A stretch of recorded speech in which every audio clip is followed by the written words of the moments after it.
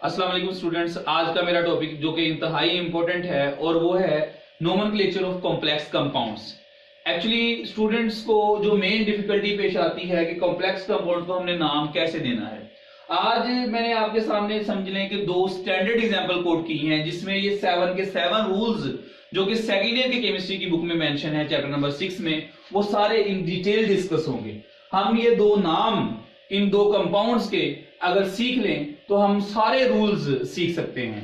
तो यहाँ पे नाम लिखने से पहले मैं आपको ये बताना चाहता हूं कि कॉम्प्लेक्स कंपाउंड के दो हिस्से होते हैं।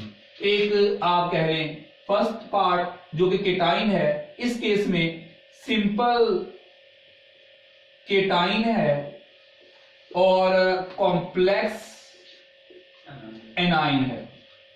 जब इस केस की बात करूं मैं, यहां पे हमारे पास क्या है, कॉम्प्लेक्स केटाइन है और सिंपल एनाइन है। कुछ स्टूडेंट्स को यह भी पता नहीं चलता कि कॉम्प्लेक्स एनाइन और केटाइन कब होता है। आसान लफ्ज़ों में मैं बताऊं तो जिसमें ये स्क्वायर ब्रैकेट होती है वो कॉम्प्लेक्स आयन होता है, और अमूमन पहले केटाइन होता है बाद में एनाइन होता है। स्क्वायर ब्रैकेट शुरू में आ रही है, इसका मतलब वो क्या है, कॉम्प्लेक्स केटाइन है, और बाद में आ रही है वो क्या है, कॉम्प्लेक्स एनाइन है। अब हम नाम देते हैं। नाम देते वक्त आप लोगों ने ख्याल रखना है कि फर्स्ट रूल जो है वो है cations are named before anions. जिस तरह आपको पता है, फॉर एग्जांपल मेरा नाम है जो उस्मान अशरफ, मेरा नाम पहले आता है और पेरेंट नेम जो है वो बाद में आता है। इसी तरह से यहाँ पे भी पहले केटाइन का नाम होगा, चाहे वो सिंपल है चाहे वो कॉम्प्लेक्स है, और बाद में एनाइन का नाम आएगा। तो यहाँ पे केटाइन क्या चीज है, पोटाशियम। तो नाम यहां से स्टार्ट होता है जी, और यही फर्स्ट रूल है, पोटाशियम। उसके बाद in order to naming the coordination sphere, जब आपने कोऑर्डिनेशन स्फीयर को नाम देना है तो कोऑर्डिनेशन स्फीयर में चूंकि दो चीजें होती हैं, एक होता है लिगेंड और एक होता है सेंट्रल मेटल एटम और आयन। पहला नाम आपने लिगेंड से स्टार्ट करना है और उसके बाद सेंट्रल मेटल एटम या आयन आएगा। तो यहां पे आप देख सकते हैं जो लिगेंड है वो Cn नेगेटिव है। यहां मैं आप लोगों को एक और बात बताता चलूं, जो लिगेंड्स होते हैं वो नॉर्मली हमारे पास टू टाइप्स के होते हैं। एक एनाइनिक लिगेंड्स और एक होते हैं neutral ligands. Anionic definitely negative ions होंगे, फॉर एग्जांपल Cn। यहां पे आपने याद रखना है, जो Cn साइनाइड नहीं कहना, आपने इसको सानो कहना है। O एज अ सफिक्स इस्तेमाल होगी। OH को आपने हाइड्रो ऑक्साइड नहीं कहना, आपने हाइड्रोक्सो कहना है according to the rule. Cl को आपने क्लोराइड नहीं कहना, आपने क्लोरो कहना है। NO2 नेगेटिव को आपने नाइट्राइड नहीं कहना, आपने नाइट्रो कहना है। C2O4 -2 इसको आपने ऑक्सालेट नहीं कहना, आपने इसको ऑक्सालेटो कहना है। यानी O एज अ सफिक्स इस्तेमाल होता है इन केस ऑफ एनाइनिक या आप कह लें नेगेटिव लिगेंड्स। जबकि neutral ligands, for example water, aqua, NH3, amine, amine में डबल M आता है जी, ये भी आपने याद रखना है।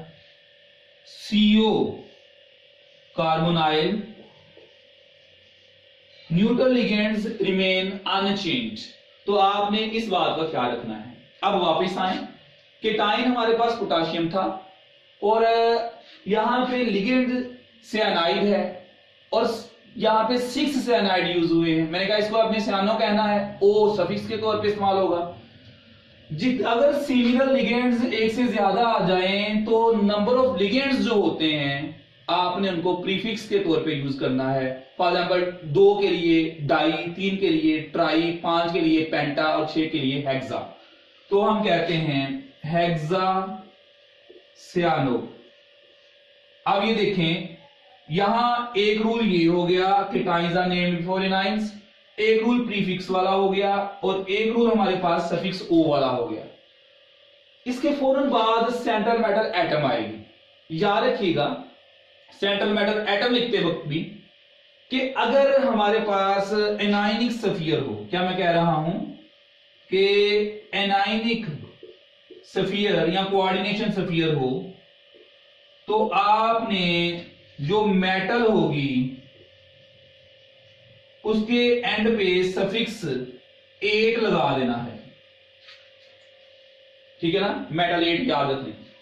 फॉर एग्जाम्पल फेरस से फेरेट बन जाएगा, प्लेटिनम प्लेटिनेट बन जाएगा, कोबाल्ट कोबाल्टेट बन जाएगा। इसी तरह कोई भी मेटल हो उसके एंड पे 8 एज अ सफिक्स इस्तेमाल करना है। कब? In case of anionic sphere. यहां पे चूंकि आपको नजर आ रहा है सफियर क्या है, एनाइन है, पूरा नेगेटिव है, कॉम्प्लेक्स एनाइन है, तो हमने क्या करना है, इसमें 8 लिखना है, तो ये बन जाएगा फेरेट। इसमें भी हमने रूल अप्लाई कर दिया जी। उसके बाद आपने याद रखना है कि हमारे पास फौरन बाद पैरेंथेसिस में ऑक्सीजन स्टेट होती है मेटल की। तो आप देख सकते हैं यहां पे सेलेनाइड -1 × 6 होता है, ये +1 × 4। अलजेब्रिक सम करें तो आपको पता है आयरन +2 होगा, फिर ही जाके 0 होगा ना। तो ये 2 जो है रोमन लेटर में हमने यहाँ पे मेंशन कर देना है। तो यहाँ पे मैंने आप कह लें जो रूल अप्लाई किए हैं, ये टोटल इस वक्त 6 रूल्स अप्लाई किए हैं। 6 रूल कौन से किए हैं कि टाइम्स आर नेम्ड बिफोर एनाइन्स, एक प्रीफिक्स लगाई मैंने हेक्सा सिमिलर लिगेंड्स के लिए जो कि 6 थे। उसके बाद सियानो में मैंने ओ सफिक्स लगाया, नेगेटिव लिगेंड था। जब फेरेट में 8 लगाया मैंने, और 8 जो था वो बेसिकली आप कह लें कॉम्प्लेक्स एनाइन की वजह से लगाया गया। उसके बाद मैंने कोऑर्डिनेशन नंबर लिखा जो कि मेटल का था। और एक रूल मैंने क्या लिखा कि जब मैंने कोऑर्डिनेशन सफियर को नाम देना है तो पहले लिगेंड को नाम देना है, बाद में मैंने किसको नाम देना है, मेटल को। इस तरफ आए, यहां पे हमारे पास लिगेंड एक नहीं है, लिगेंड 3 है। कौन से 3 लिगेंड है? एक Cl है जिसको आपको पता है जी क्या कहते हैं, क्लोरो। एक NO2 है जिसको हम क्या बोलते हैं, नाइट्रो। एक NH3 है जिसको हम क्या बोलते हैं, अमाइन। याद रखिएगा in case of multiple dissimilar ligands, ligand एक से ज्यादा हो और हो भी डिसिमिलर, तब आपने अल्फाबेटिकल ऑर्डर को प्रेफर करना है।